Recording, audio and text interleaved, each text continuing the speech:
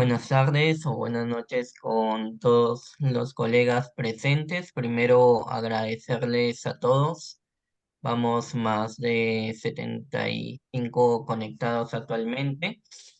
El día de hoy es una sesión bastante importante porque, digamos, es el cierre de todo el año académico que hemos venido realizando durante todo este año todas las actividades académicas desde la parte del Comité de Educación de la Alianza Joven Latinoamericana de Enfermedad Cerebrovascular.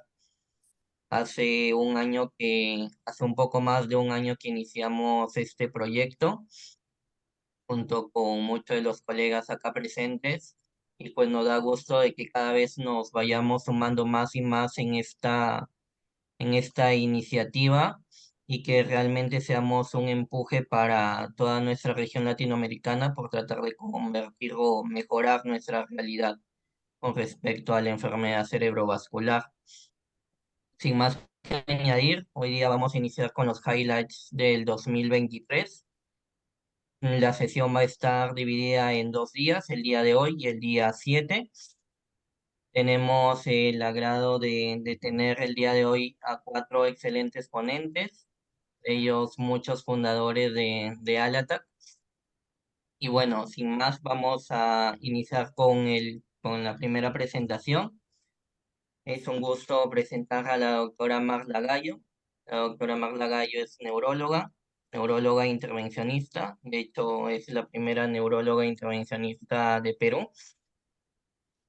Es secretaria del grupo SROC, es una de nuestras líderes en nuestro país.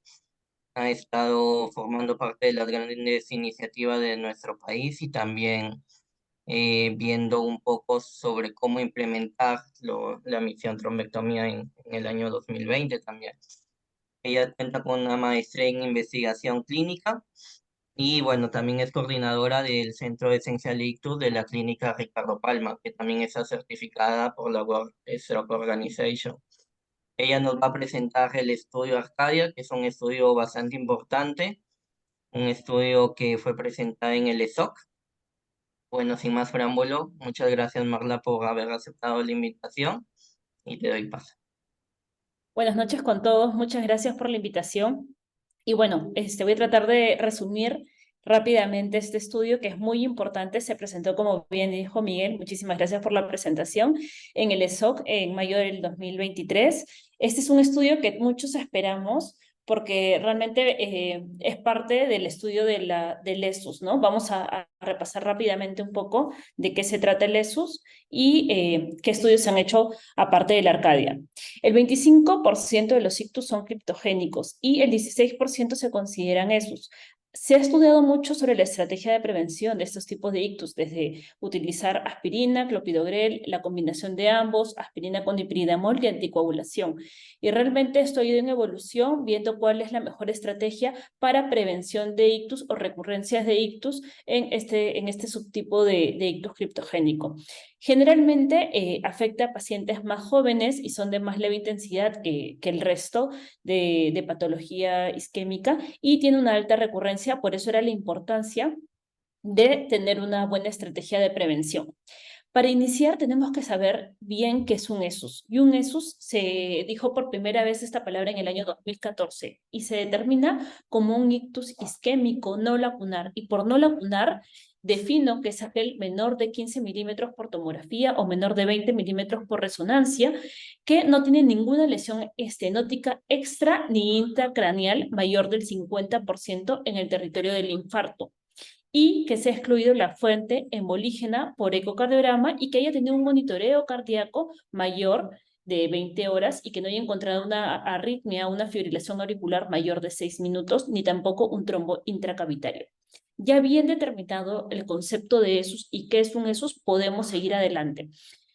Se comenzó a buscar la mejor estrategia para prevenir la recurrencia de esos. Y la primera pregunta, ¿cuáles son las causas aparentes de esos? Si bien son unos infartos que son embolígenos aparentemente, se puede saber que hay 7 posibles causas de estos esos. Esta es una imagen bastante ilustrativa sobre las posibles 7 causas del ESUS que está en este artículo Y como sabemos, y la más importante es la fibrilación auricular oculta. Esta es la principal y es la que más se ha estudiado. Pero ya vamos a ver que no hay una especificidad tanto entre fibrilación auricular oculta e ictus. La segunda causa es la cardiopatía atrial y esta es la que el Arcadia estudió específicamente. Otras causas son el foramen oval permeable, la enfermedad o patología ventricular izquierda, cáncer o neoplasias, que sabemos que es mayor en otros tipos de cáncer, por ejemplo, en el cáncer de pulmón es mayor la recurrencia de ictus, la enfermedad valvular y las placas ateroscleróticas. En cuanto a la fibrilación auricular, sabemos que la fibrilación auricular bien determinada puede incrementar hasta 5 veces el riesgo de recurrencia de ictus, pero a pesar de que eso es heterogéneo, se pensaba que la fibrilación auricular paroxismal oculta era la principal causa de esta patología del lesus, y se ha visto que la fibrilación auricular subclínica puede producir una recurrencia de ictus estadísticamente significativa en pacientes mayores de 65 años, no siendo así en pacientes menores de 65 años. Se ha visto en muchos estudios en los que tienen monitoreos prolongados que la fibrilación auricular subclínica no es suficiente para causar un ictus de forma directa. Se ha visto que solamente se puede detectar en estos pacientes hasta en un 30%. ¿Esto qué sugiere? Que la fibrilación auricular subclínica no es suficiente como causa de ictus sin que esté asociado a otro factor de riesgo. Y ellos tienen la hipótesis de que podría haber sido la cardiopatía atrial.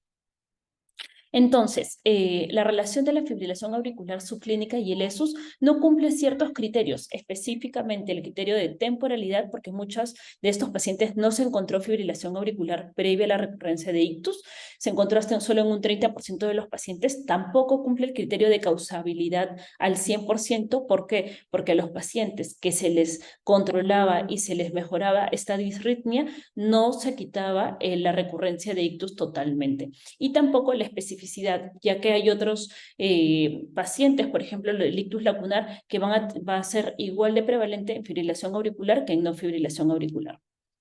Entonces, entendemos que eso es un grupo heterogéneo de etiologías. Hemos visto que no solamente es la fibrilación auricular oculta, sino que hay otro grupo de causas que pueden estar dentro de esta patología. ¿Cuál es la mejor estrategia de prevención? Y aquí iniciamos con estos 3 ensayos clínicos que fueron muy importantes y fueron muy esperados por todos nosotros, el Navigate-ESUS, el Respect-ESUS y el Arcadia, que es el último estudio que se ha presentado. Entonces todos estábamos muy emocionados esperando cada uno de los resultados de forma esperanzadora para poderles brindar a estos pacientes que están catalogados como ESUS una mejor forma de prevención por la alta recurrencia que puede tener esta patología. Y tanto el estudio, el Navigate ESUS como el Respect ESUS que utilizaron Rivaroxaban, en el Navigate ESUS y el Respect ESUS utilizó dabigatran, no encontró que la anticoagulación sea superior al uso de aspirina para la prevención de recurrencia de estas patologías. Como podemos ver aquí, vemos que no fue estadísticamente significativo tanto para cualquier tipo de ictus, también como para ictus isquémico, y el Navigate eso sí encontró que tuvo un estadísticamente significativo un incremento de hemorragia intracerebral y hemorragia mayor.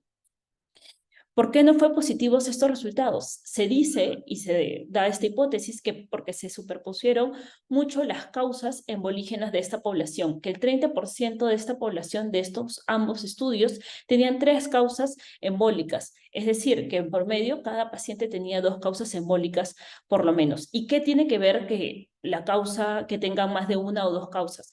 Ellos refieren que, por ejemplo, hay ciertos pacientes con ESUS que tienen mayor trombo rojo. Por ejemplo, los pacientes con falla cardíaca, foramen oval permeable, que están dentro de las causas de ESUS, van a responder mejor a anticoagulación oral, el trombo rojo. A diferencia del trombo blanco, que van a ser las causas de placa ulcerada, es decir, la aterosclerosis, que va a responder mejor a una antiagregación.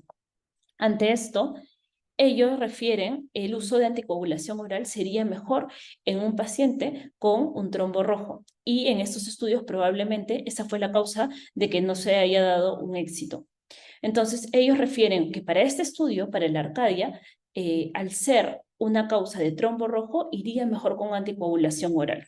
Por lo cual ellos iniciaron este estudio para específicamente para pacientes con cardiopatía atrial. No se incluyó ninguna otra causa de ESUS. ¿Y qué es la cardiopatía atrial? Es un desorden tanto funcional y estructural de la aurícula izquierda que se puede dar sin fibrilación auricular. Esto es muy importante porque muchas veces nosotros pensábamos que la fibrilación auricular oculta tendría que estar para producir el émbolo, pero en este caso la cardiopatía atrial no tiene que estar asociada básicamente a la fibrilación auricular. Entonces tenemos aquí la triada de Virchow, que es la que realmente también se juega en esta patología, que es el estancamiento del flujo sanguíneo, una lesión endotelial y una hipercoagulabilidad. ¿Qué es lo que se produce en la cardiopatía atrial? Se produce una degeneración atrial izquierda, una dilatación de las cavidades del corazón. Esto va produciendo un remodelamiento y un cambio de los tejidos del corazón con daño y células del endotelio y de los miocitos, y se va a formar el trombo que va a producir un ictus finalmente. Esta imagen es muy ilustrativa. ¿Por qué? Porque nos permite ver que muchas veces nosotros solamente vemos la punta del iceberg, que es la fibrilación auricular, pero que dentro de ese iceberg y en el fondo realmente suceden muchas causas para terminar en el ictus. ¿Y cuáles son? Por ejemplo, la parte genética más los cambios de vida van a llevar a cambios estructurales y eléctricos en el corazón, lo cual va a producir la cardiopatía atrial. Y ojo, esto es muy importante. Aquí podemos ver que la cardiopatía atrial puede ir directamente al ictus sin pasar por la fibrilación auricular. Entonces, ¿cómo yo detecto una cardiopatía atrial? Ok, es una alteración tanto estructural y funcional eléctrica de la aurícula izquierda, pero ¿cómo yo sé y cómo voy a diagnosticar?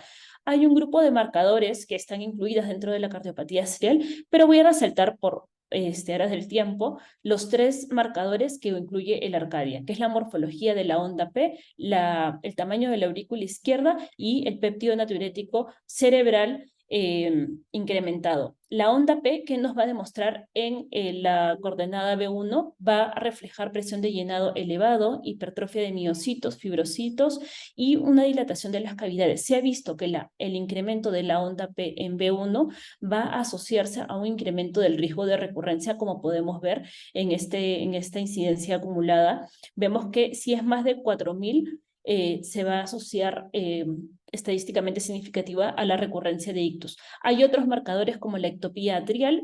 Por horas de tiempo solamente voy a decir que se asocia si es que el paciente es mayor de 65 años, no siendo así si es menor de 65 años. En cuanto al alargamiento de la aurícula izquierda, es un marcador estructural y la forma más específica, sensible de poder medir esta dilatación o alargamiento de la aurícula izquierda es con el índice volumétrico. También se ha asociado estadísticamente significativo a la recurrencia de ictus. La fibrosis, que se mide por resonancia magnética, que hay captación de gadolinio, también cuando se hace una resonancia a nivel cardíaco y esta captación se va a asociar a una recurrencia de ictus y a una cardiopatía atrial. El estudio WARS es el que demostró que los pacientes que sin fibrilación auricular, pero que tenían elevación de este péptido natriurético cerebral, iban a tener una mayor recurrencia de ictus y que iban mejor con anticoagulación, con warfarina que con aspirina. Entonces ahí surgió la pregunta, ¿no sería mejor utilizar un anticoagulante oral de los nuevos que tienen un mejor perfil, un perfil más seguro que la warfarina para la prevención de estos pacientes que tenían una elevación de estos marcadores y fibrilación auricular?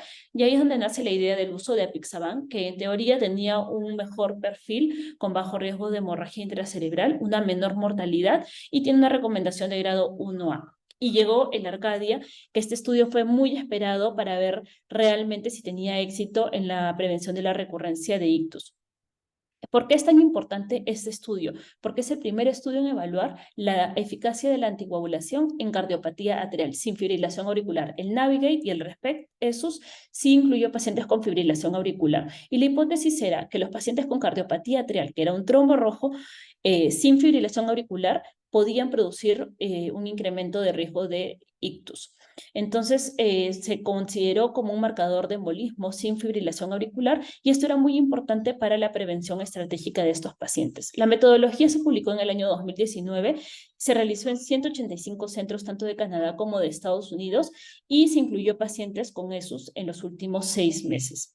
Se tenía pensado la inclusión de 1.100 pacientes, pero se incluyeron 1.015 pacientes. Es un estudio doble ciego, de fase 3 iniciado por un investigador basado en biomarcadores. Inicialmente el reclutamiento se planificó por 2.5 años y los objetivos, el principal era ver si realmente la apixaban es superior a la aspirina para la prevención de los pacientes con ESUS y cardiopatía atrial. Y los secundarios era para ver si es que el uso de apixaban incrementaba con la severidad de la cardiopatía atrial. Los criterios de inclusión, los más importantes, eran pacientes mayor de 45 años con cardiopatía atrial. Y cómo yo sabía si el paciente tenía cardiopatía atrial, con el ProBNP mayor de 250, la onda P mayor de 5000 o un índice de la aurícula izquierda mayor de 3 centímetros. Entre otros criterios de inclusión, era evidentemente que no tenga hemorragia intracerebral el paciente, porque vamos a utilizar anticoagulación, que no se randomice más de 120 días posterior al ictus y con una escala de ranking menor de 4. Los criterios de exclusión, evidentemente, si el paciente tenía fibrilación auricular, no podía estar ingresado. Si el paciente tenía una fracción de eyección menor, una insuficiencia cardíaca severa tampoco. Si tenía alguna contraindicación al uso de aspirina o apixaban también. La intervención. Un grupo se le dio apixaban 5 miligramos 2 veces al día o 2.5 si el paciente tenía 80 años, pesaba menos de 60 kilos o tenía una creatinina más de 1.5, y al otro grupo se le dio aspirina de 81 miligramos cada uno con su placebo. Los outcomes, el outcome principal era ver la recurrencia de ictus tanto isquémico, hemorrágico e indeterminado. El outcome secundario era ver la recurrencia de ictus isquémico o embolismo sistémico, y los outcomes de seguridad eran hemorragia intracerebral sintomática o sangrado mayor, y el outcome de seguridad secundario eran todas las causas de mortalidad. Los resultados. Se hicieron en 1015 pacientes. El tiempo entre ESUS y randomización fue de 2 meses. Este estudio fue parado de forma prematura por análisis interino de eficacia y futilidad. El promedio de los pacientes más o menos de edad era de 68 años y el 54% eran mujeres. Y dentro de los criterios de inclusión, que eso es una de las causas que uno puede decir que probablemente explica los resultados de este estudio, es que la mayor porcentaje de los pacientes que se incluyeron fueron con el marcador de ProBNP, seguidos de la onda P, pero muy pocos pacientes, 1.8 y 0.8 en el otro grupo, con el diámetro de la aurícula izquierda. La escala de NIS era de 1, es ictus bastante leves o menores, como en otros estudios también. Los resultados fueron negativos. No se pudo demostrar que la apixaban disminuyera la recurrencia de ictus mejor que la aspirina. Se vio una recurrencia bastante similar entre ambos de 4.1% y tanto en este gráfico como podemos ver, eran bastante similares. Y en cuanto a los outcomes secundarios, tampoco hubo una gran diferencia. Lo que sí se pudo ver que el uso de apixaban fue seguro sin hemorragia intracerebral sintomática y que tampoco tuvo una diferencia en hemorragia mayor. Sí se pudo ver que hubo un incremento leve de la mortalidad en el grupo de apixaban, pero no fue estadísticamente significativo como lo podemos ver aquí. ¿Por qué no fue positivo? Ellos refieren de que no pudo ser positivo porque probablemente no se seleccionaron los mejores marcadores para poder explicar cardiopatía atrial, porque hubo un crossover para anticoagulación por detección de fibrilación auricular, hubieron pérdidas durante el estudio y ellos refieren que probablemente se necesita un menor tiempo para iniciar la anticoagulación oral. La conclusión es que la Arcadia demostró que el uso de apixaban o DOACs no es mejor que el uso de aspirina para prevenir los strokes recurrentes en ESUS, en cardiopatía atrial. El riesgo fue bastante similar en ambos grupos. Gracias.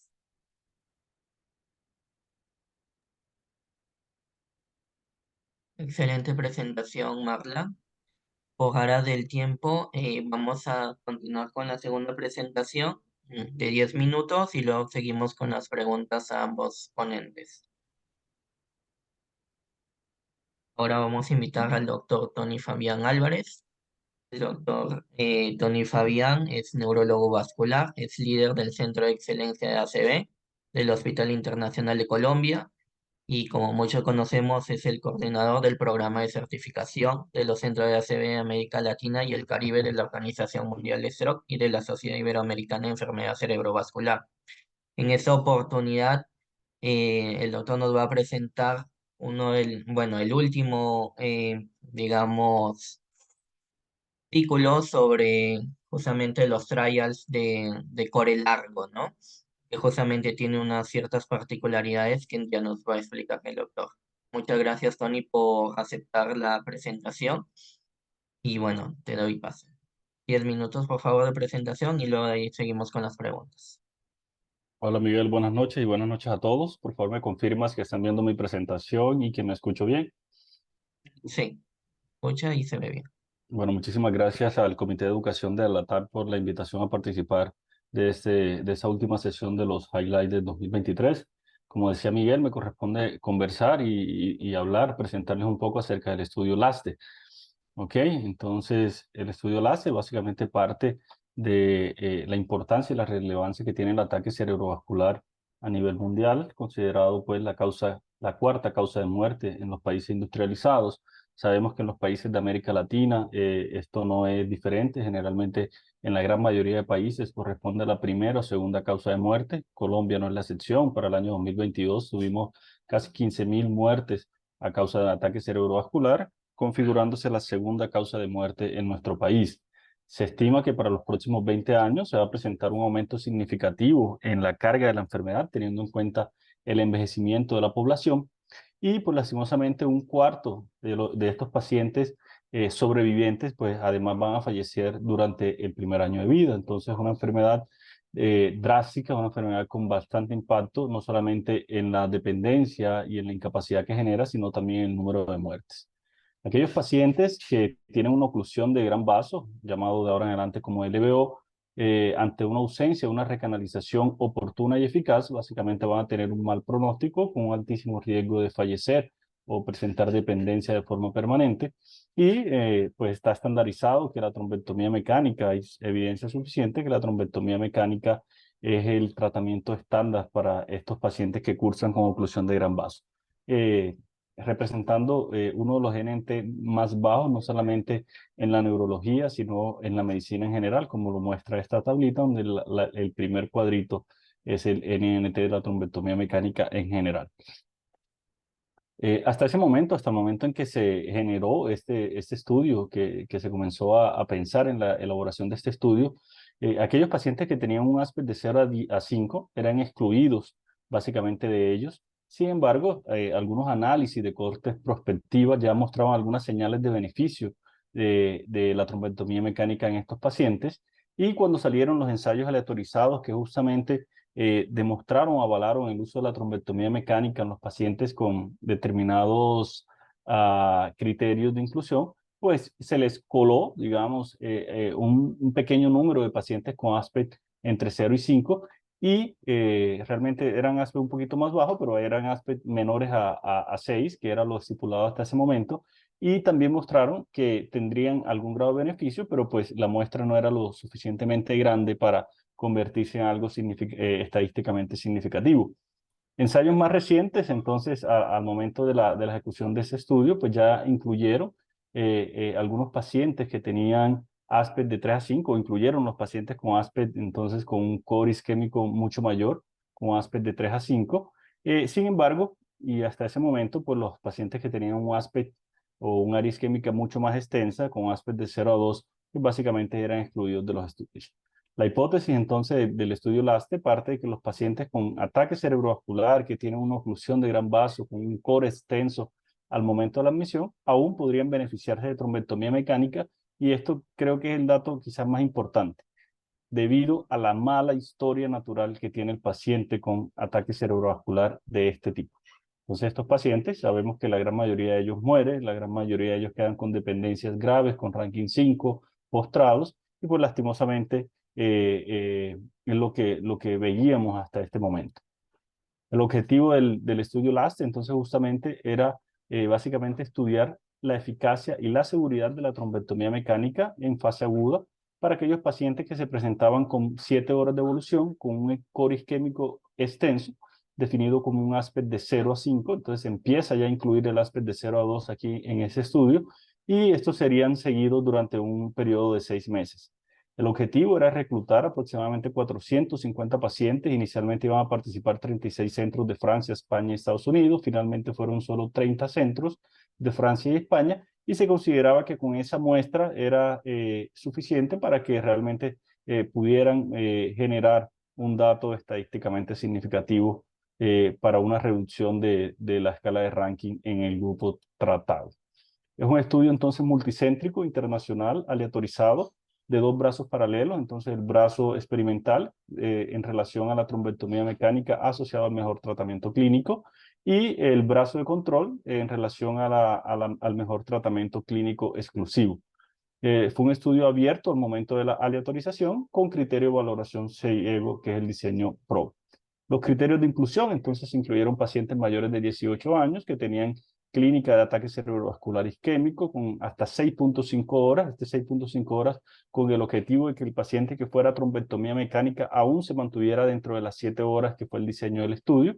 Entonces, pacientes vistos bien hasta 6.5 horas o inicio de síntomas, y aquellos pacientes con hora de inicio desconocidos, pues debían tener un claim negativo.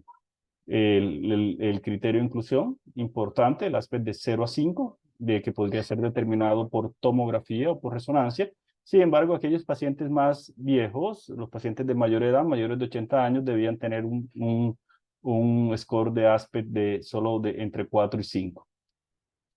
Obviamente el ACV isquémico confirmado con una oclusión de gran vaso. Esa oclusión podría ser una arteria carótida interna, intracraniana, una arteria cerebral media a nivel de segmento M1 o en transición M1-M2, y podrían tener o no lesiones cervicales conjuntas, o sea, lesiones en tándem. La imagen al momento de la aleatorización no podía tener más de 3 horas de evolución. Y obviamente los pacientes debían tener la capacidad de firmar el consentimiento informado.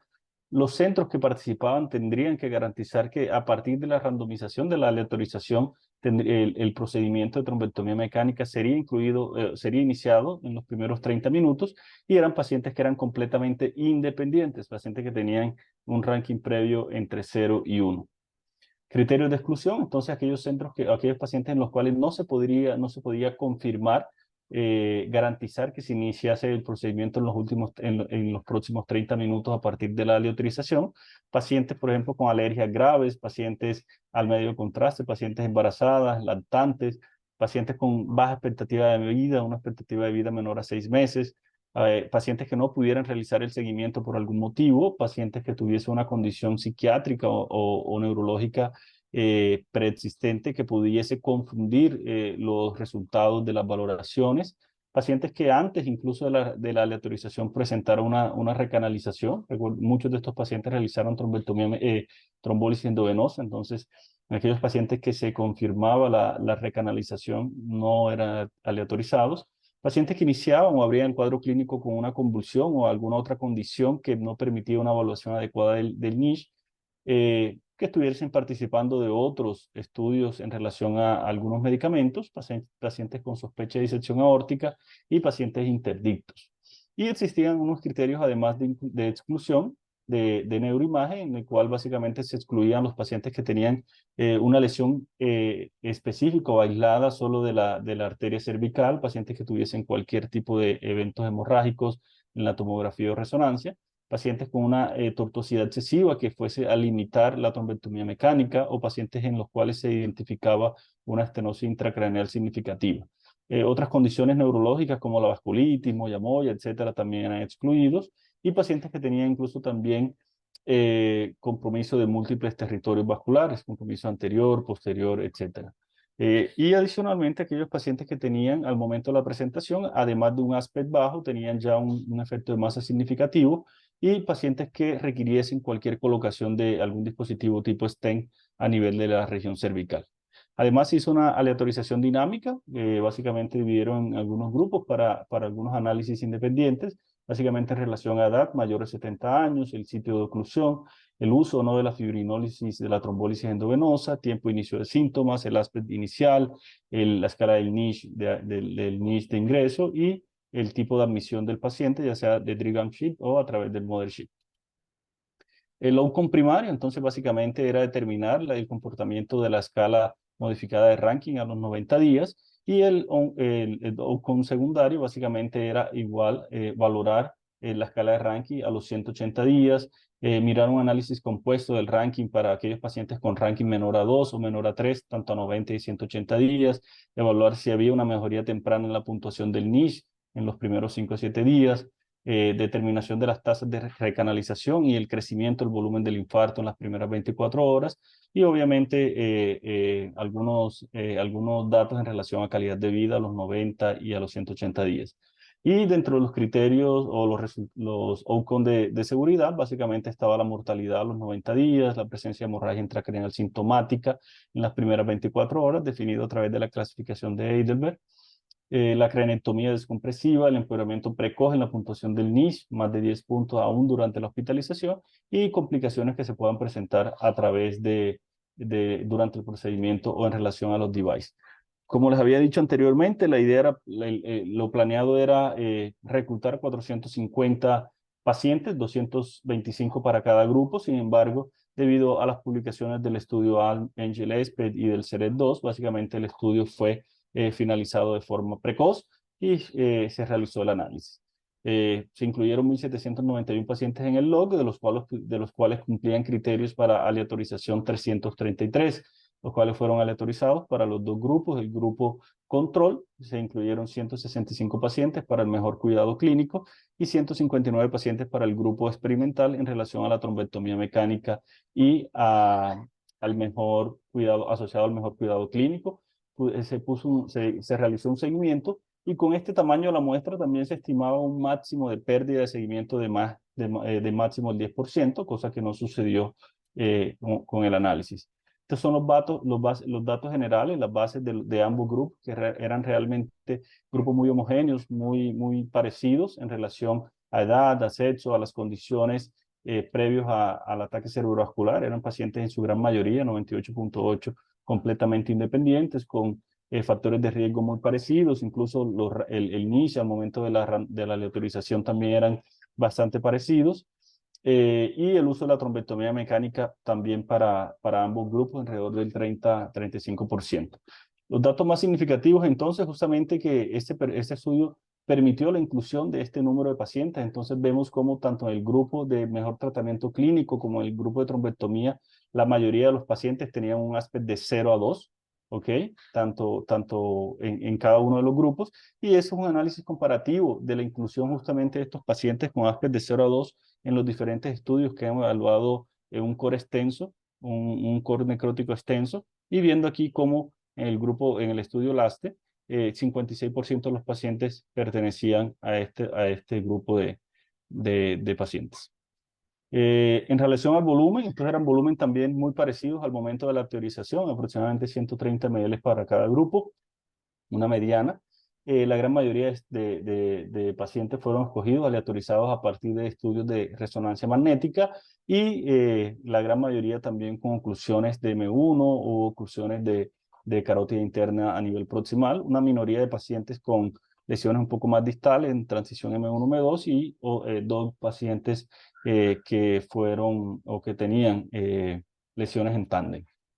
Y el resultado entonces primario, el comportamiento del NISH, del ranking a los 90 días. Y aquí vemos realmente cómo hay una mejoría de forma significativa en la distribución del ranking de 1 a 4. Ellos hicieron una unión del ranking 5 y 6 justamente para demostrar, el objetivo era demostrar que con la trombectomía mecánica los pacientes tendrían una mayor probabilidad de tener un ranking mejor, una mejor distribución del ranking y una reducción de por lo menos un punto, con un ratio de 1.63, con una significancia estadística. Con un NNT, un número necesario a tratar de 4.2, que como sabemos es un muy buen dato.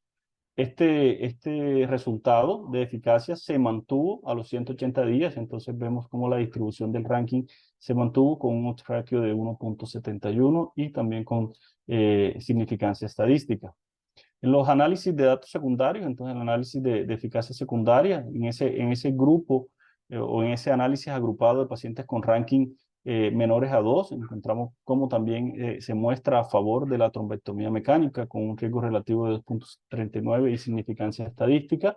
Al igual, y se aumenta obviamente la muestra en aquellos pacientes con ranking de 0 a 3, vemos cómo hay un mayor número de pacientes con un ranking de 0 a 3 a los 90 días con un riesgo relativo de 2.62 y significancia estadística también.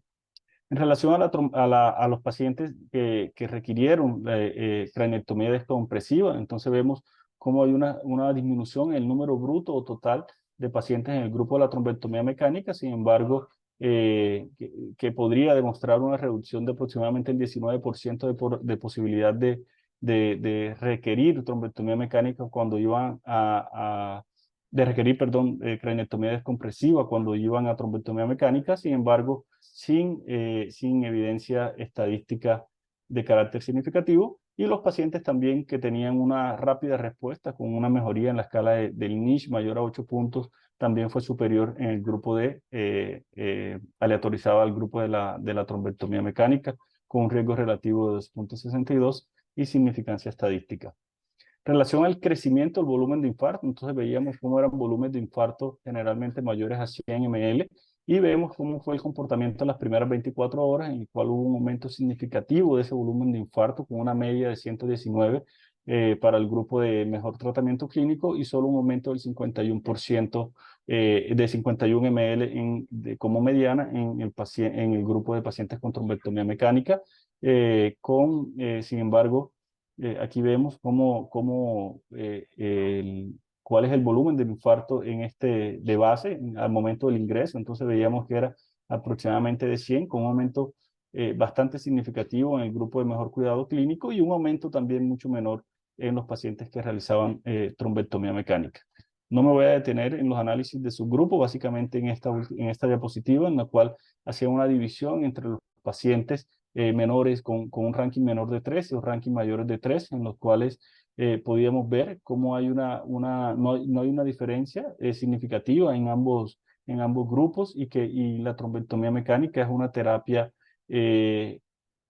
con significancia estadística para ambos grupos, o sea, tanto para el grupo de ASPED de 0 a 2 como el grupo de ASPED de 3 a 5. Muy buenas tasas de reperfusión, aproximadamente el 86% de los pacientes tenían un TISI final de 2B a 3. Y en relación a los datos de seguridad, entonces veíamos cómo la mortalidad, la trombectomía mecánica en este grupo de pacientes podía reducir hasta un 35% el riesgo de mortalidad a 90 días, con una significancia estadística.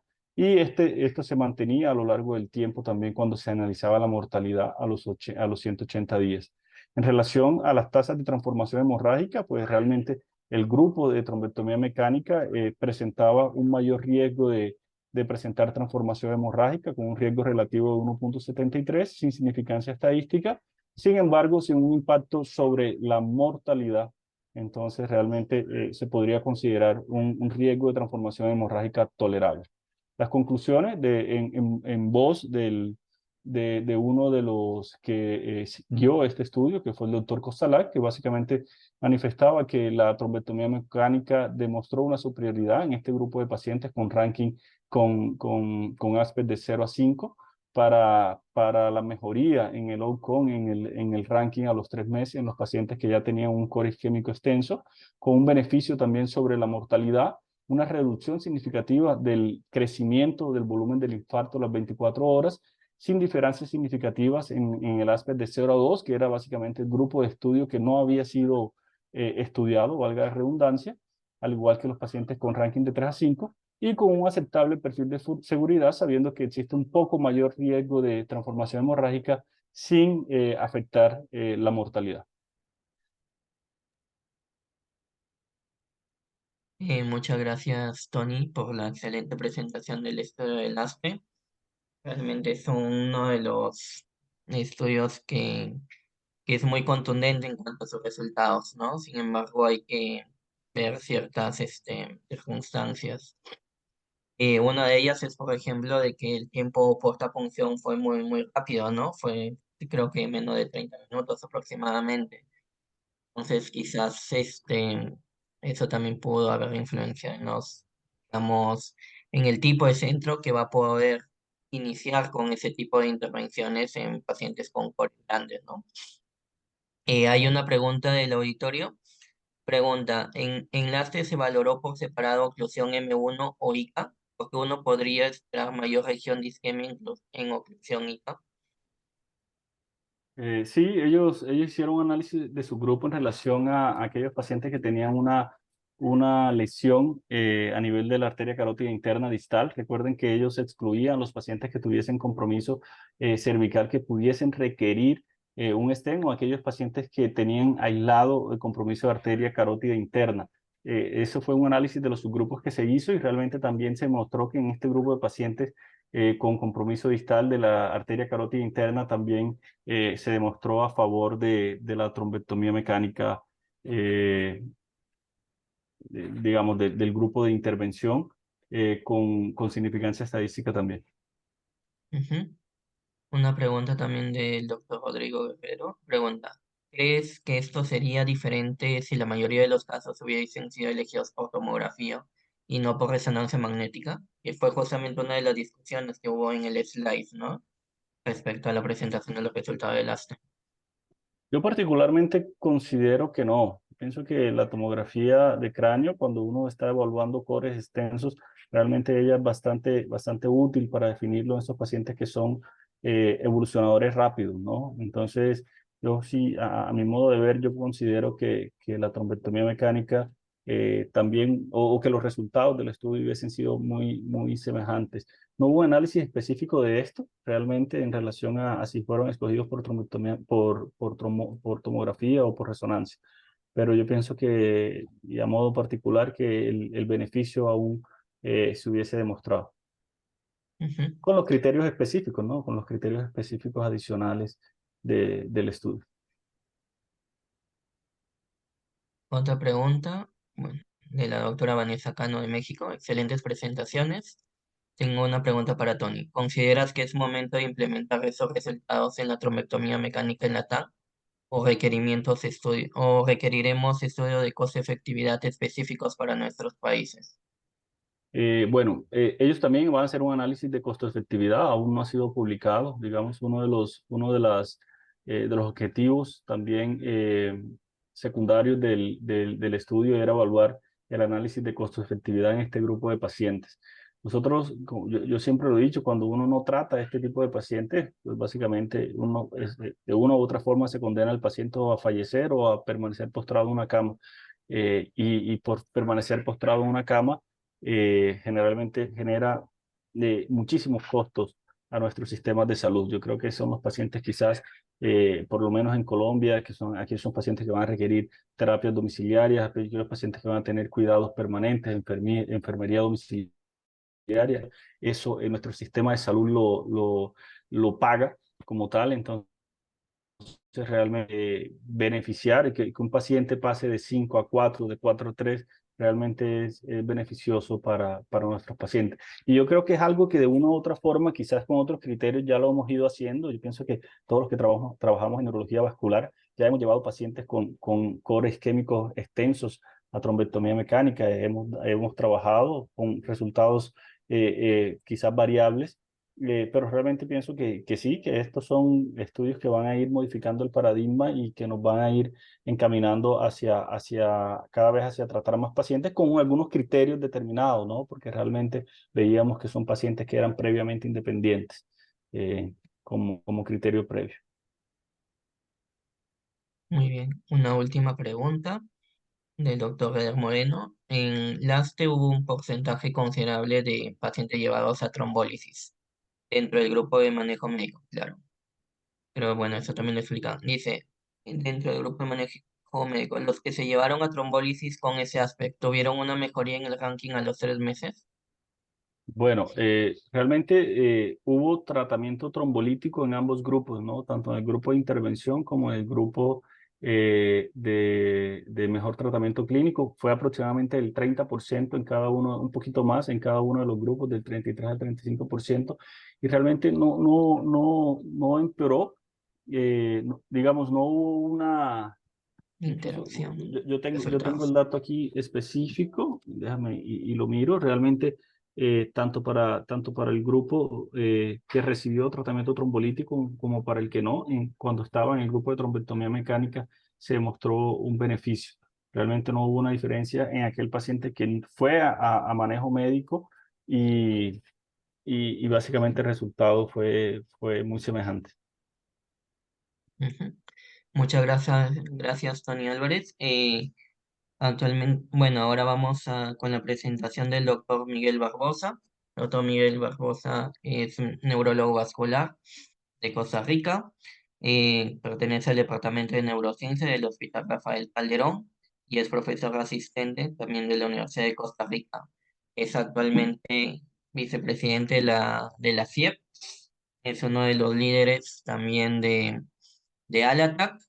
Es co-coordinador también del grupo de investigación de la Alianza Joven Latinoamericana de Enfermedad Cerebrovascular. El doctor nos va a presentar el estudio de Underlying Causes of TIA en Minor Ischemic Stroke en Risk of Major Events. Muchas gracias, doctor Barbosa, por aceptar la presentación. Gracias, Miguel, y muchas gracias también al Comité Académico de la TAC. Básicamente, este tema me parece súper interesante porque es lo que hacemos todos los días. O sea, todos los días estamos viendo estos pacientes que ya fueron o ya tuvieron una condición médica de un evento vascular cerebral o un evento sobre todo menor y que pues aunque no tienen una secuela significativa, pues son pacientes de los que tenemos que prevenir un segundo o un tercer evento. Entonces, pues a manera de introducción, ya tenemos esta estructura de análisis, por ejemplo, ese estudio que sale en el Reino Unido, en el sur de Inglaterra, donde ellos evalúan exactamente este tipo de estructura, o sea, el paciente que ya tuvo un evento menor en el cual queremos saber qué tanto riesgo tiene de recurrir, aunque fue un evento menor o una isquemia cerebral transitoria, en el seguimiento. Y bueno, realmente ellos dicen que sí, que pues existe una alta probabilidad de recurrencia comparativamente y que esta recurrencia va a estar definida por los subtipos etiológicos del evento. Y el mismo grupo de investigadores que van a desarrollar el ensayo que vamos a revisar actualmente, liderados por el doctor Amarenco, ya habían publicado previamente los resultados del TI Registry Org, que es básicamente el grupo de trabajo en esta base de datos de pacientes con eventos menores y con isquemia cerebral transitoria, donde ya se documentaba que las recurrencias para los eventos generales de tipo cerebrovascular rondaban el 18% y que esto de por sí estaba establecido de manera también similar para los subtipos de un evento recurrente o una isquemia transitoria que se había establecido como parte de los eventos. Entonces, esto, si lo vemos, es importante porque muchos de los ensayos que tenemos actualmente que han probado en estos grupos de pacientes, excluyendo los cardioembólicos, han intentado evaluar si por ejemplo, la doble integración o las estatinas o el control de la antihipertensión van a tener un efecto significativo en reducción. Y la pregunta es si esto se puede generalizar para todos los tipos que tenemos. Entonces, cuando yo leí este artículo, no pude evitar pensar en esta imagen, que yo creo que todos los latinoamericanos estamos muy relacionados con ese tipo de situaciones. A todos nos han puesto en algún momento a desgranar maíz. Y realmente para mí esta es la síntesis de este estudio. Básicamente es tomar los pacientes que ya tienen una condición establecida y ver si las características de las etiologías van a determinar el riesgo de recurrencia, tanto de eventos cardiovasculares o eventos vasculares mayores, eventos isquémicos cerebrales y muerte. Entonces, en esencia, esta es la estructura. Y al fin y al cabo, yo lo que hicieron fue usar la misma clasificación que ya conocemos y estamos súper relacionados. Y van a darse cuenta que tenemos que tener muy presente porque a la hora de leer el artículo se hace un poco enredado a la hora de ver las siglas y demás. Pero sí recordemos que en la clasificación de ASCO, ellos son muy críticos en el nivel de certeza que tenemos de cada una de las etiologías, sabiendo que el 1 para cada una de las etiologías dice que la enfermedad está presente y que la causa es potencial. O sea, tenemos una estenosis significativa de la carótida del mismo lado donde tuvo el evento. Entonces yo puedo decir que es aterotrombótico. 2, si la enfermedad está presente, pero la asociación no es tan clara o no es tan certera. 3, la enfermedad presente, pero la asociación causal no es alta. 0, ausencia de la enfermedad, o sea, ausencia de la condición etiológica. Y 9, sí, pues obviamente si no fue suficiente el contexto para estos pacientes que entraban en el TI registry.org, parte del protocolo era que esos pacientes tenían que estar con toda la estructura de análisis de las etiologías para poder definir cuál etiología era la más probable en este paciente. Entonces son pacientes que fueron incluidos en el contexto de un evento menor o una isquemia cerebral transitoria de fase aguda en los primeros 7 días de evolución de junio del 2009 a diciembre del 2011. Y todos, idealmente, para entrar en este registro, tenían que tener al menos 5 años de seguimiento. con una captura prospectiva que iba hablando el paciente en términos de recurrencia y características etiológicas al mes, a los 3, a los 12 meses y posteriormente cada año hasta los 5 años. Todos los pacientes tenían que tener una buena evaluación etiológica de acuerdo a ASCOT y los eventos que se estudiaban en este ensayo era básicamente un desenlace compuesto establecido primario por muerte de tipo cardiovascular más un evento cerebrovascular no fatal y la suma también de un infarto agudo de miocardio no fatal. Y el secundario era el análisis individual de cada uno de estos criterios. Realmente es un ensayo que se hizo en 61 sitios, en 21 países, de los cuales de los 4.789 quedaron 3.847 que fueron candidatos con las respectivas etiologías que ustedes pueden ver acá. Y cuando vemos las tablas, vean que, bueno, en realidad nos interesan mucho los que ya están definidos como causas de certeras, por decirlo así, A1 y A2 o más certeras. S1, S2 para los de pequeño vaso y C1, C2 para los de cardioembólicos. No hubo una diferencia tan importante con respecto a lo que era la parte de sexo, tampoco con la parte de factores de riesgo. Lo que sí es importante es que son pacientes que sí se englobaban, la gran mayoría, en el caso de las esquemas cerebrales transitorias y como esquemas cerebrales transitorias que eran de un riesgo moderado a alto. Y que el grueso del NIH para los eventos menores era de 1 a 4. Cuando vemos los resultados de este artículo, vamos a ir con algunas cosas muy puntuales. Lo primero, ellos encontraron que la coexistencia de etiologías es importante. Vean que, por ejemplo, el 49% de los pacientes que tenían una asociación aterotrombótica, además, tenían o clasificaban como S1, S2, o sea, una posibilidad de tener enfermedad de pequeño vaso de manera concomitante. Y esto se establecía para todas las etiologías. Entonces, la coexistencia de las etiologías es una condición que tenemos que analizar siempre. Y eso puede implicar que yo tenga que modificar mis abordajes terapéuticos porque independientemente de la enfermedad carotídea sintomática, puedo tener enfermedad de pequeño vaso y tengo que ser crítico en el manejo de la presión arterial o de la dislipidemia o de la diabetes, por ejemplo. Otra cosa importante es que en términos de lo que corresponde a los factores de ictus recurrente y muerte, los dos grupos de mayor relevancia fueron los que tuvieron o que tuvieron mayor probabilidad de recurrencia y muerte a su vez, son el grupo de la enfermedad aterosclerótica ya definida y la enfermedad de cardiopatía asociada, o sea, de evento cardioembólico. Y esto a su vez, cuando lo vamos a ver más adelante en términos del análisis de Kaplan-Meier, se mantiene como las dos condiciones de más incidencia acumulativa para establecer lo que es el riesgo de un evento mayor de tipo cardiovascular, donde la etiología aterotrombótica, seguida de la etiología cardioembólica, son las que van a tener una asociación significativa en términos de recurrencia.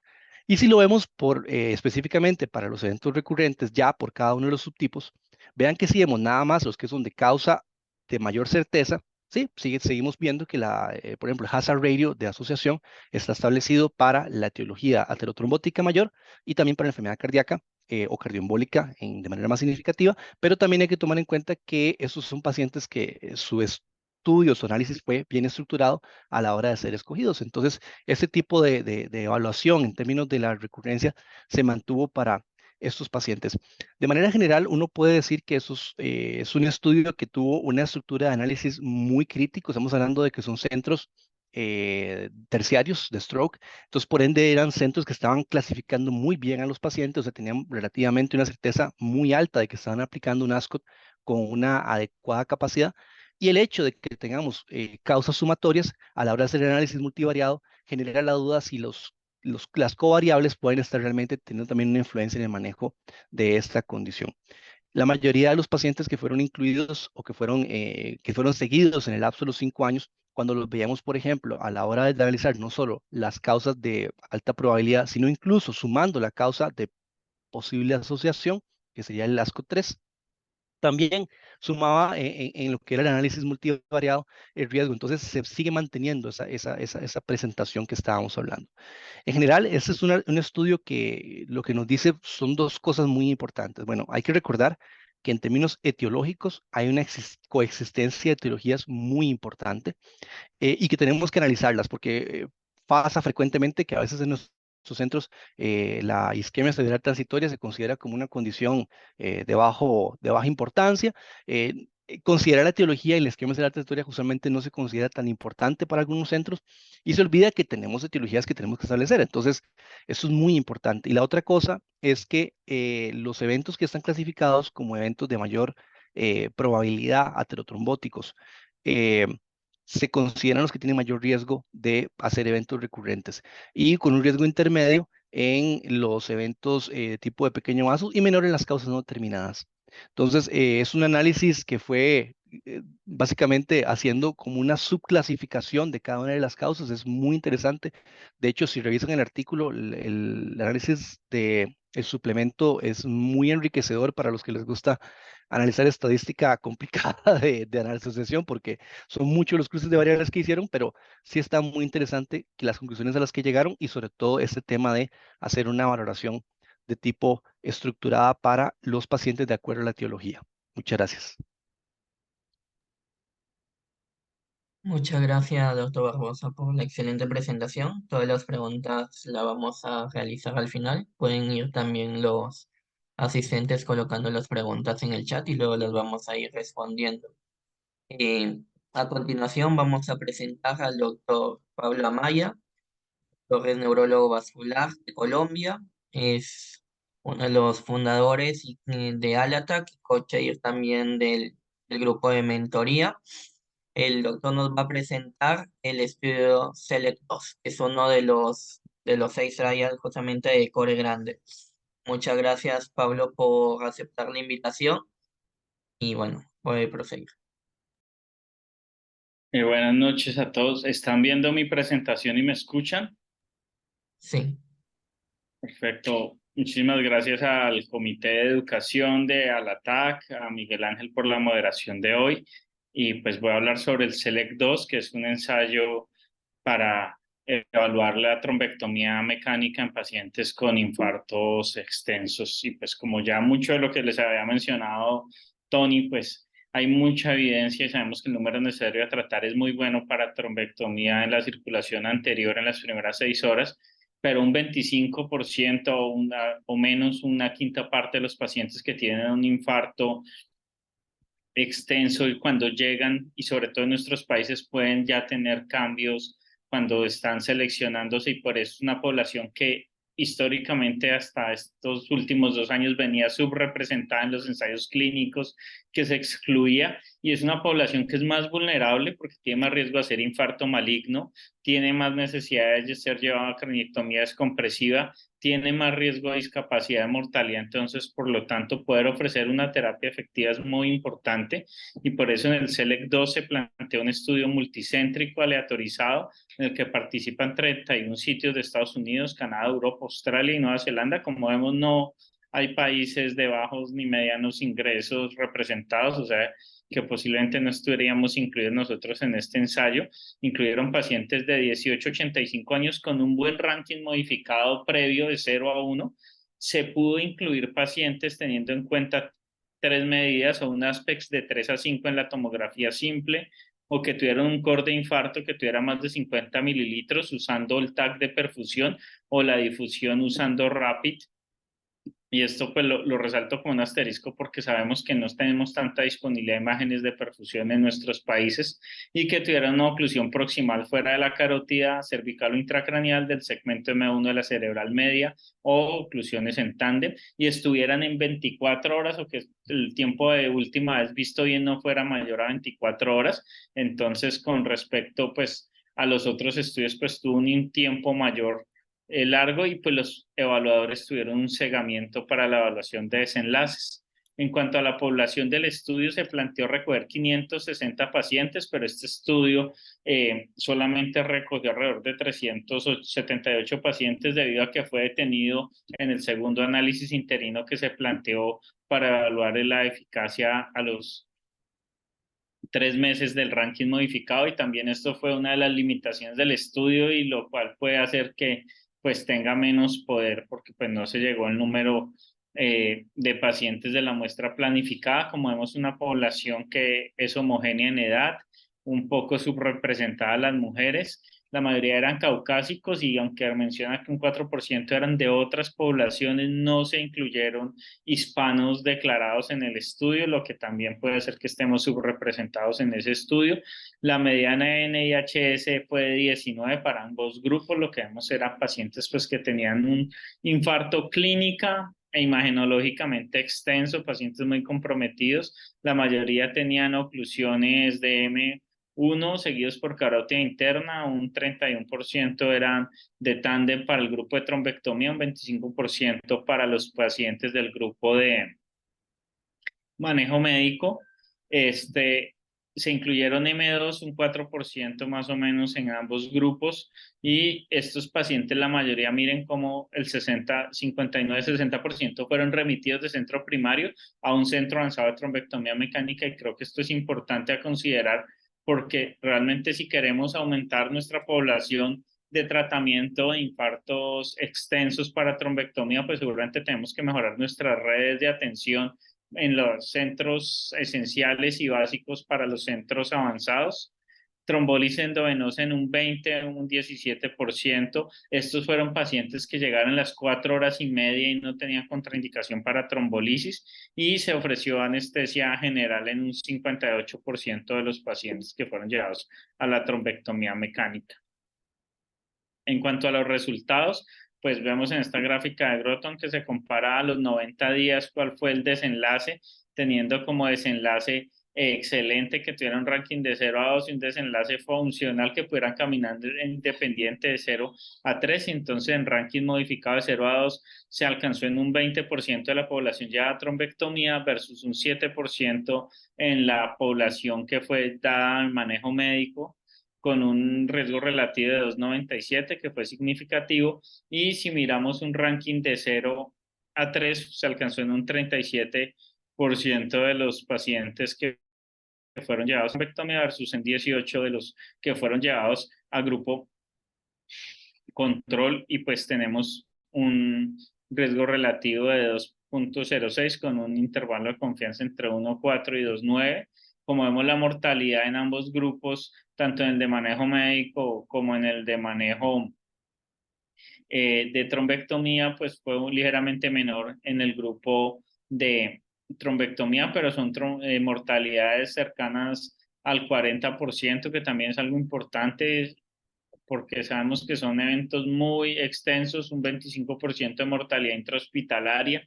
Entonces sabemos que definitivamente esto es una condición trágica en lo que nos debemos mover más hacia el manejo, intentar hacer manejo agudo por la gravedad del cuadro. Cuando miramos la hemorragia sintomática, perdón por lo pixelado de la gráfica, vemos que no fue muy diferente, aunque sí hubo un poco de tasa de complicaciones en los de procedimiento relacionados a punciones, a disecciones, y la mortalidad pues es muy similar en ambos grupos y fue significativa.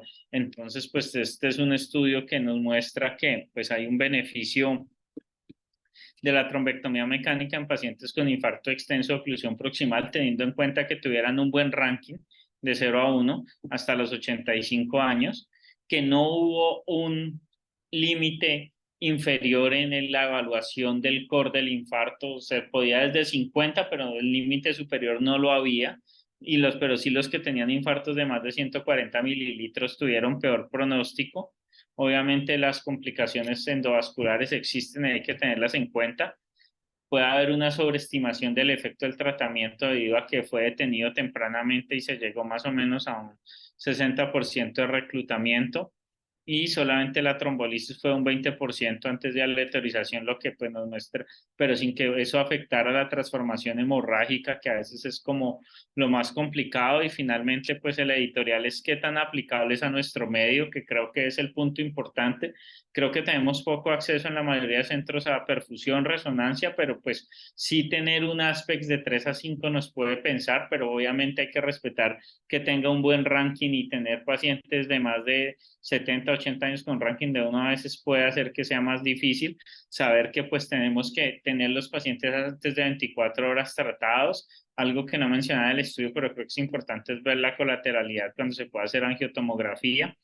Los estudios que ya lo mencionaban en alguno de las preguntas de costo-efectividad, pues tendríamos que hacerlo en nuestra región porque probablemente el umbral a pagar va a ser menor en nuestras regiones que lo que tienen los países de altos ingresos, entonces allí podría ser que no sea tan costo efectivo. Y otro punto muy importante que no les traje en la gráfica, pero era así importante incluir, es que más del 46% de ambos grupos de pacientes, su destino al egreso fue para centros de rehabilitación.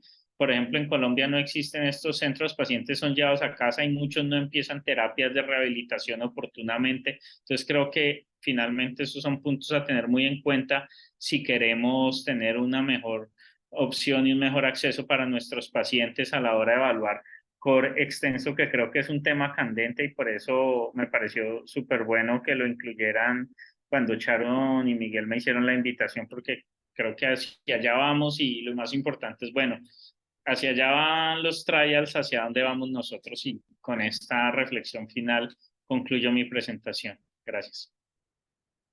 Muchas gracias, doctor Amaya, por la excelente presentación. A continuación vamos a proseguir con las preguntas. Vamos a hacer algunas preguntas que quedaron pendientes de la primera presentación de la doctora Marla sobre el estudio Arcadia. Y bien es cierto, ya sabíamos después del Navigate y del Respect, pues teníamos mucha fe en este estudio, ¿no? Sin embargo, hay ciertos, digamos, ciertos problemas, ¿no? Sobre todo con respecto a los marcadores que se utilizaron, digamos, para medirle el tema de la cardiopatía atrial. Nos pregunta el doctor Rodrigo, ¿no? Si piensas que los resultados hubiesen sido diferentes si se hubiesen dado más por tamaño auricular más que por biomarcadores de laboratorio, ¿no? Sí, yo creo que uno de las grandes críticas que se le hace a este estudio es que incluyeron un muy poco porcentaje de pacientes, 0,8 o un 1% en el otro grupo, de índice de aurícula izquierda, del volumen de la aurícula izquierda, lo cual creo que estamos incluyendo menor cantidad de pacientes con una alteración estructural de una cardiopatía atrial. Creo que esto sí marcaría la diferencia y es una de las grandes críticas de este estudio, ¿no? ¿Mm? Tema del punto de corte del ProBNP también, ¿no? Ujú, Quizás no que era fue el bastante alto. más adecuado. Ujú. Otra pregunta del doctor Joel Sequeiros nos menciona, y bueno, y eso va un poco más a la crítica después de 3 ensayos clínicos que nos, digamos, que tratan de no ver un resultado tan adecuado, ¿no? Con respecto a la utilidad de anticoagulación en el ESUS. Pregunta Joel, ¿vale la pena seguir hablando del constructo ESUS? Ya que sin ninguna evidencia implica que sea embólica a priori y ninguno de los estudios mostró que la anticoagulación cambie los resultados y al contrario podría elevar el riesgo de sangrado intracerebral sintomático, otros sangrados. ¿No sería mejor enfocarnos en investigar en más detalle la etiología en los extros clínicos? Claramente, ¿no? Realmente yo Mm. creo que el ESUS a veces traduce la necesidad del neurólogo vascular en hacer algo por el paciente cuando vemos que es posiblemente una causa embolígena. Tenemos una tomografía, una imagen que nos llama mucho la atención como causa sugerente embolígena y es la necesidad de hacer algo. Creo que en base a esto nacieron estos estudios. Lamentablemente ninguno de los estudios ha salido positivo.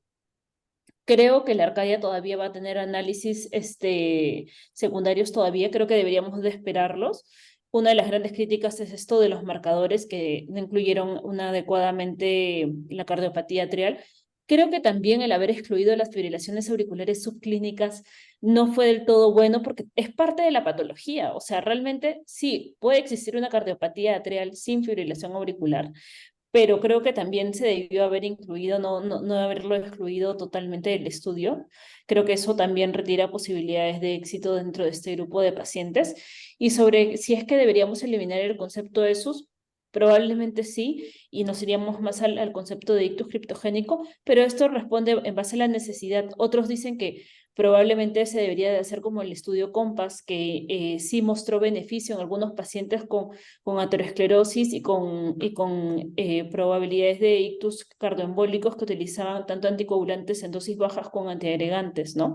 Entonces, realmente todavía hay mucho por estudiar en este tipo de pacientes. Creo que todavía no ha sido el fin. Esperemos todavía el análisis secundario de la Arcadia a ver qué nos da, ¿no? A ver si nos ofrece alguna respuesta mayor. Mm. Hay una pregunta también para el doctor Miguel Barbosa. Si con respecto a los resultados de este estudio, si se debería de utilizar mejor la clasificación etiológica de Ascot versus la clasificación de TOAS que normalmente se utiliza. Sí, de hecho, uno de los elementos importantes del ASCOT es que nos da niveles de certeza, teóricamente. O sea, nos dice cuántos tendríamos que tener de certeza para poder asignar una etiología. Pero si somos muy críticos y todos los que llevamos bases de datos de nuestros centros nos damos cuenta que en Latinoamérica, por temas de recursos, a veces es muy difícil que el paciente salga con el eco, el Holter, que tenga el ultrasonido de vasos de cuello, que tenga la angiotomografía de troncos supraórticos y que todos los pacientes tengan estos estudios por temas de costos, por temas de seguridad social. Entonces, pues bueno, es un poco difícil, ¿verdad? Que podamos a veces aplicar o generalizar esto, pero sí deberíamos ser críticos en la medida de lo posible cuando captamos pacientes de ese tipo, porque o sea, son pacientes que las terapias se deberían individualizar. Yo no puedo pensar que, y hablando un poco de este tema, también de lesos, que todos los pacientes van a tener exactamente la misma respuesta a todas las terapias. Y tenemos miles de casos de pacientes que pues, se empiezan las terapias establecidas para su nivel de complejidad de evento cerebrovascular y de NIH y hacen recurrencia igual. Entonces, sí es un reto muy grande porque ellos mismos lo ponen. O sea, estamos hablando de que son centros terciarios que tienen pues mayor cantidad de recursos, pero qué difícil aplicar esto a todas las estructuras de nuestra realidad latinoamericana. Eso no quita el hecho de que siempre es importante cuando tenemos manejos centralizados o por lo menos unidades de ictus o por lo menos clínicas de enfermedad vascular cerebral que podamos tratar de ser o sea, individualizar a los pacientes para buscar cómo poder optimizar los recursos. O sea, cuál paciente yo voy a insistirle al cardiólogo que sí, que por favor me haga el Holter, que me haga el eco, porque necesito saber si la etiología es cardioembólica, o a cuál paciente me quedo tranquilo porque puedo decir que es un evento lacunar o un evento de pequeño vaso, y que en este caso la etiología ya está clara. Entonces, es como estratificar eso, o sea, tratar de ver cómo puedo aplicar yo un nivel de certeza adecuado para poder establecer esas etiologías. ¿Mm? Una de las críticas del estudio, y bueno, que también lo mencionan en el artículo, es acerca de haber sido un estudio en base a registros, el tema de que no en todos los pacientes se llegó a realizar todo el estudio etiológico, ¿no? Y que hubo una sobreexpresión de la prevalencia de aterosclerosis y que eso podría haber influenciado también en los riesgos relativos, ¿no? De los eventos vasculares mayores. Sí, efectivamente, y es una de las cosas que hace que también dificulte un poco la generalización, porque aquí también hay que analizar que en los estudios etiológicos, donde eventualmente conviven etiologías sumatorias, a veces nos queda un poco la duda a quién le echo la culpa yo de la etiología del evento, ¿verdad? O sobre qué terapia de prevención secundaria insisto yo más para poder establecer la verdadera capacidad de prevención que tengo de un segundo o un tercer evento. Hay un comentario también de Robert. Dice, en el Perú hay 3 o 4 centros de excelencia de stroke, 3 en Lima. ¿Cómo hacer inclusivo por el tiempo la trombectomía mecánica desde provincias? ¿Se puede extender el tiempo para trombectomía mecánica en lo real? La pregunta podría ser para el doctor Pablo Amaya. Sí, pues creo que cada vez vemos que la tendencia mundial es a incluir más pacientes a trombectomía. Antes, pues empezamos con 6 horas, ya vamos hasta 24, y creo que sí es una evaluación muy dependiente de reloj tisular. Cada paciente ahí, como decía Tony, progresores lentos, progresores rápidos, probablemente dependerá mucho de las colaterales, de cómo mantengamos las colaterales, si se pueda tratar, y pues creo que no va a haber un solo punto de corte en la parte de tener horarios, sino más en la imagen del paciente. Ya vemos que incluso con aspects muy bajos en las primeras horas se pueden incluir, y la ventana en tiempo cada vez se va a extender. Probablemente sí hay que articular las redes para tratar que esos transportes sean lo más rápido. Ahora en México la doctora Dulce, que mañana nos va a hablar, ha hecho un programa con el Estado de México para transporte helicoportado de pacientes. Entonces creo que hay muchas alternativas y es parte, y pues el grupo de Stroke de Perú es muy sólido, y es reunirse y ver, bueno, sabemos que hay distancias, nuestros países son muy grandes, a diferencia, por ejemplo, de Costa Rica, que Miguel tiene un país más fácil de cubrir en área geográfica, pero pues seguramente hay sitios muy distantes, pero sí empezar por identificar los centros básicos, los centros primarios y de allí ir a trabajar con los de centros avanzados y ahí tenemos la tarea, creo que esa es la tarea, de cómo beneficiar y bajamos los trials a nuestra realidad en nuestros países y nuestros países que no son Lima, Bogotá, Santiago, San José, sino las provincias y pues para eso está la TAG y eso creo que es la tarea de todos de pensar que eso se puede, que en algún momento pacientes de provincia tienen que llegar a las ciudades, a los centros de ACV y ser beneficiados de trombectomía. Incluso también, bueno, continuando con, digamos, con esa misma idea, justamente fue uno de los comentarios que hicieron en la discusión de la presentación del estudio LACE, ¿no? Que quizás hubo beneficio porque los tiempos también de intervención fueron muy cortos, a diferencia de los otros trials que era 24 horas, el LACE lo puso en 7 horas, ¿no? Y que esto se da normalmente en centros, digamos, de ictus terciarios, ¿no? Y que quizás en otras latitudes, como por ejemplo la de la región latinoamericana, quizás deberíamos de tratar de ver en el futuro cómo funcionaría en el real world, ¿no? En el mundo real. Lo otro es ver, dependiendo también las herramientas con las cuales cuentan los centros, ¿no? Y bueno, más allá de eso, quizás en el Tension se va a explicar un poquito más sobre la utilidad de la tomografía, la angiotomografía, la colateralidad también para darle, digamos, una chance más a estos pacientes con core grande. Hay una última pregunta de la doctora Vanessa Cano, también para Miguel Barbosa. De acuerdo a los hallazgos de este estudio, ¿cuál sería tu sugerencia en el abordaje etiológico de los pacientes con TIA o minor stroke? Creo que era la misma que ya he respondido. Sí, Ah, bueno, ya, ya. básicamente esto, digamos, tratar de identificar, estructurar de acuerdo a los recursos que tenemos en nuestros centros. Y ya agregando algo extra. Creo que también es muy importante pues analizar que esos pacientes a veces invertimos mucho en el manejo agudo, en la parte de la trombectomía, la trombolisis y demás, pero eventualmente en el seguimiento a veces por características de los servicios y demás, no tenemos la posibilidad de darle seguimiento a estos factores de riesgo de recurrencia. Entonces, pues también hay que enfocarnos en eso con nuestras clínicas, con nuestros internistas, médicos generales, médicos de familia, geriatras, que nos ayudan mucho en el tema de la recurrencia y la evaluación de la etiología de estos pacientes. Muy bien. Muchas gracias. No tenemos más preguntas. Recordar a los asistentes, a los participantes que el día 7 también tenemos pasado mañana la segunda parte de los highlights, ¿no? La última sesión va a estar moderada por el doctor Joel Sequeiros y van a haber también estudios muy interesantes como la presentación del Interact 3 por la doctora Paula Muñoz, Towards a New Classification o Atrial Fibrillation After Stroke of Height de Beatriz Sarciere. También está el otro Matías Salet con el estudio Telelan y la doctora Dulce Bonifacio con el estudio Tension. Los invitamos también a poderse unir en esta segunda sesión. Muchas gracias a todos por haberse quedado hasta el final y espero, digamos, que se haya podido transmitir los mensajes que necesitamos, digamos, obtener de estos estudios.